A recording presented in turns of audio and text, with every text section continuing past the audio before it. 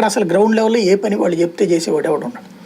అందుకని ప్రాంతీయ పార్టీల్లో ఎవరు వస్తారు అంటే ఈ ప్రాంతీయ పార్టీ రేపు జాతీయ పార్టీ అధికారంలోకి వచ్చే పార్టీతో లింక్ అవుతుంది లేదా అధికార కూటమిలోకి వెళ్ళబోతోంది అనుకున్నప్పుడు వస్తారు పరిగెత్తుకుంటూ.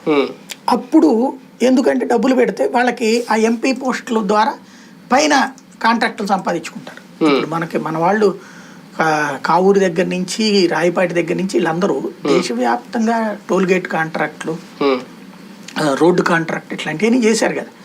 ఎందుకని పలుకుబడి అక్కడ ఎంపీ స్థాయిలో అవి చేసుకుంటారు. అట్లాగా అది అధికారంలో ఉన్న కూటమితో అయితే కుదురుది కానీ ప్రతిపక్షంలో ఉన్న కూటమితో కుదరదు.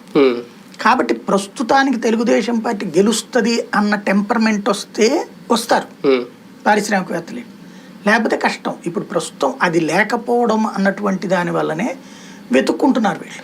దేశవ్యాప్తంగా ఒక్కసారిగా అలజడి సృష్టించిన అంశం కొత్త పార్లమెంట్లో కలర్ స్మోక్ బాంబులు. ఒక రకంగా నల్ల చట్టాలకు వ్యతిరేకంగా తెలిపిన నిరసన అంటూ ఆ కలర్ స్మోక్ వదిలిన అసలు పార్లమెంట్లోకి రావడం అంటే ఆ తరహా నిరసన వ్యక్తం చేయడం, అది నిరసన అనుకోవచ్చు, కుట్ర అనుకోవచ్చు, ఏదైనా దేనికి సంకేతం?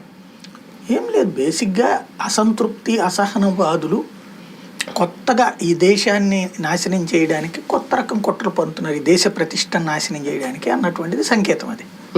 ఎందుకంటే స్వేచ్ఛ విచ్చలవిడితనమైపోతున్నటువంటి సందర్భం. ఇప్పుడు రైతుల పేరిటి ఉద్యమంలో మనం కాఠిన్యంగా వ్యవహరించలేదు, రైతులు కదా అని.